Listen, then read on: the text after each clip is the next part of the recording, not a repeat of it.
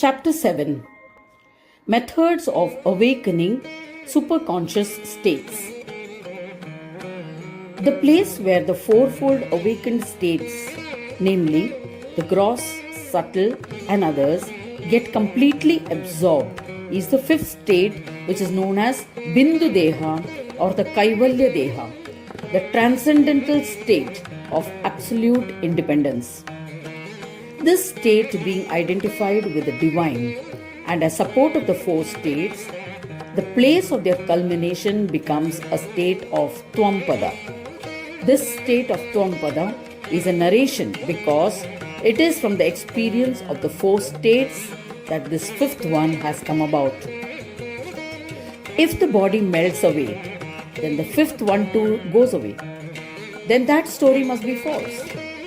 Similarly, the illumination of the four types of bodies, being from the transcendental state of absolute independence, has to be addressed as the Brahma of the Dehas. It has attained the position of Tvampada because it is the origin of all things. Beyond this Tvampada does not happen. In all these four states, there is a pride of ego in the body as a particle of power, which can be known as the four types of Dehi or embodiments. When the fourfold bodies cease to exist, that is, the form of the fourfold bodies no longer remains, it is known as void. It then comes to be known as Soham Brahma, which is well known in the Shastras. The origin of the fourfold Dehas is the transcendental state of absolute independence, which is known as Bindu Brahma. Therefore, in the Bindu Brahma and Soham Brahma, in which the fourfold Dehas and Dehis concentrate, the single pointed tendency of the mind melts away with the actualization of the superconscious meditative union. The sadhak then becomes deserving of attaining the supraconscious meditative union. To sum up, by giving up the bondage of Deha Brahma, the sadhak becomes one with Asipada. This determines the existence of the fifth pada. The supraconscious meditative union of the yogi throws light on the dissolution of the causal matter without anything remaining. Restraint of the tendencies of the mind begins here. Here, Tatpada attains completion because just as the fourfold essence of the Dehas culminate in Bindu Brahma of the transcendental state of absolute independence, similarly, the fourfold Dehis also attain peace in Soham Brahma. One should understand that this is the ending of the single pointedness itself.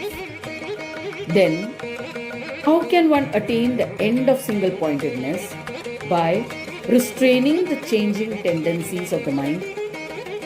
The yogic tool for attaining this is the method of Brahma Anusandhan, harmonious connection to the divine. After the actualization of the psychic powers of superconscious meditative union, one becomes rid of the clinging tendency of the mind. This is possible by awakening the single-pointed nature.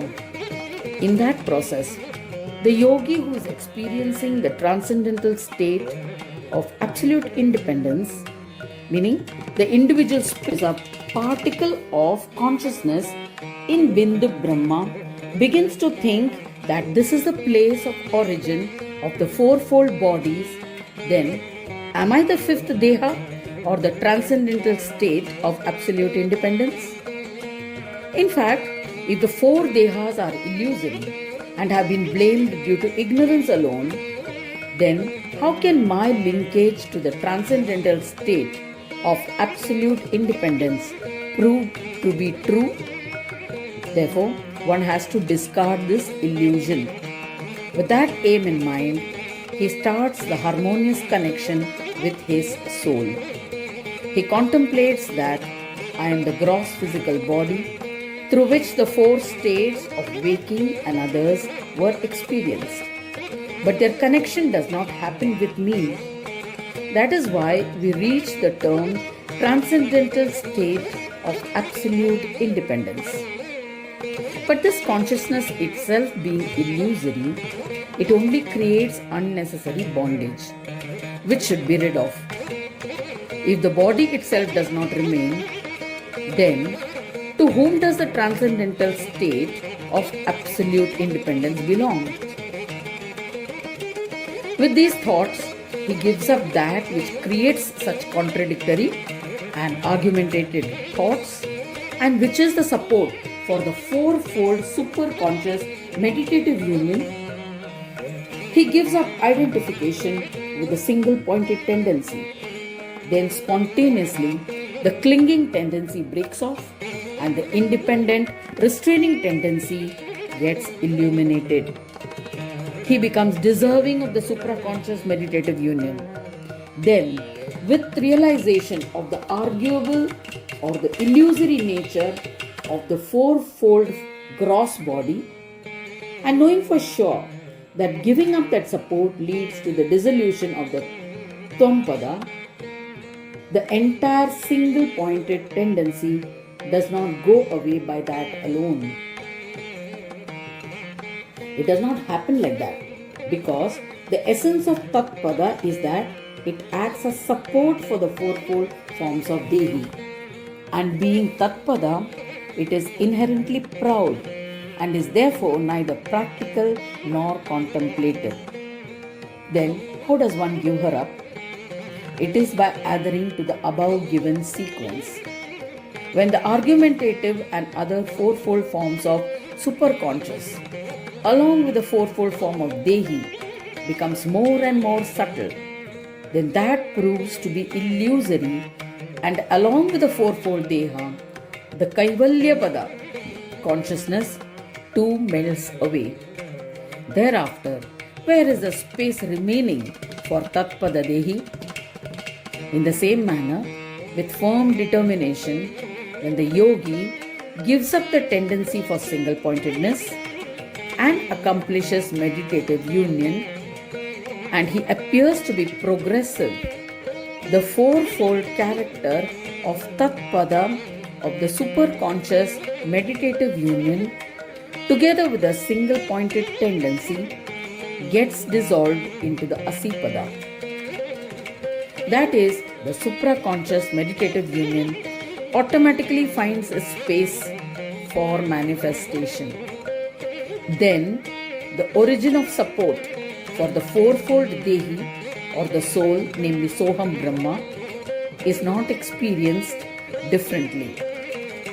Taking into consideration the above mentioned methods of attaining meditative union, the union of Tatpada and Tvampada becomes complete and dissolves into Asipada. It is after the union of Tatpada and Tvampada in the Bindu and identification of the form of conscious spirit and causal matter in Soham and attaining completion of it, that one realizes that he has experienced the Asipada meditative union. Yogam Yunjanti is the term used for the experiences gained from the different padas. Now, one understands the attainment of everything that is totally meant by that term. Here, the tendency of single-pointedness attains completion. Since causal matter has also dissolved, there is nothing to cling on to. Shortly, the collective and individual form of the fourfold causal matter, that is, the argumentative nature and other characteristics of the conscious spirit, and the gross and subtle characteristics of the fourfold Deha, along with the fifth one, namely the transcendental state of absolute independence, together with the Bindu Brahma, get merged into Soham Brahma. In the end, the Asipada meditative union is actualized. Supraconscious meditative union. This is the beginning of supraconscious meditative union.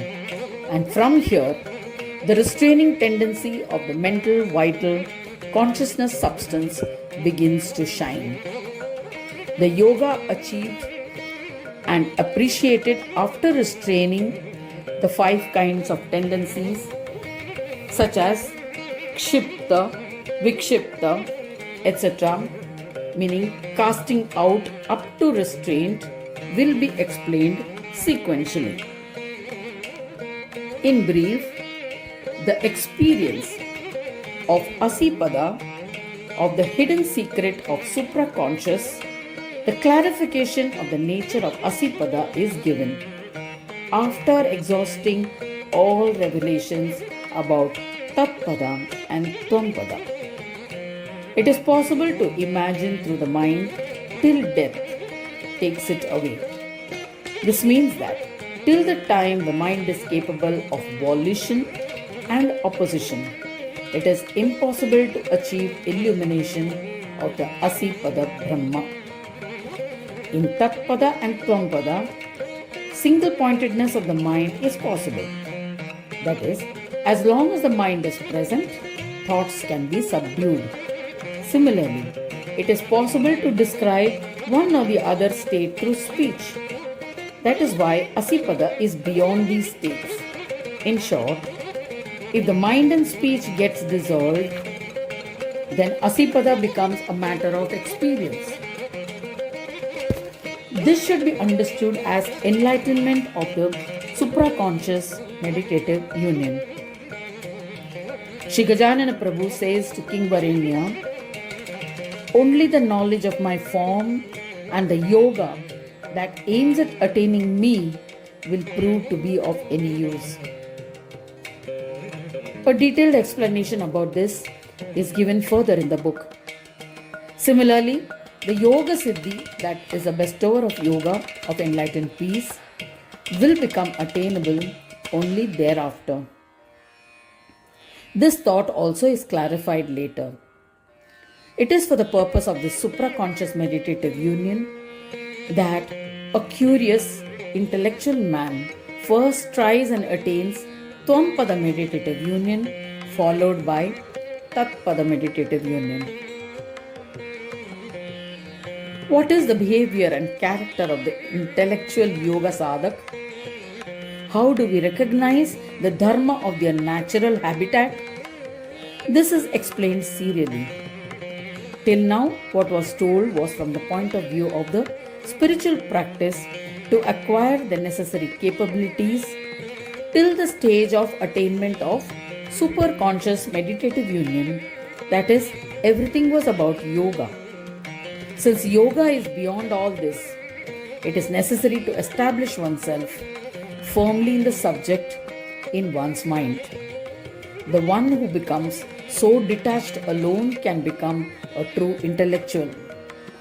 It is necessary to instill in these people the attraction towards happiness, the enjoyment of Havya, that one will get in the world after death, and the different psychic powers attained through merging with different Brahmas that will be experienced in substance. All attraction towards temporary pleasures should be left behind. The tendencies of the mind should be completely detached. This is the end of chapter 7. We shall see in the next chapter the eligibilities for being a sadhak.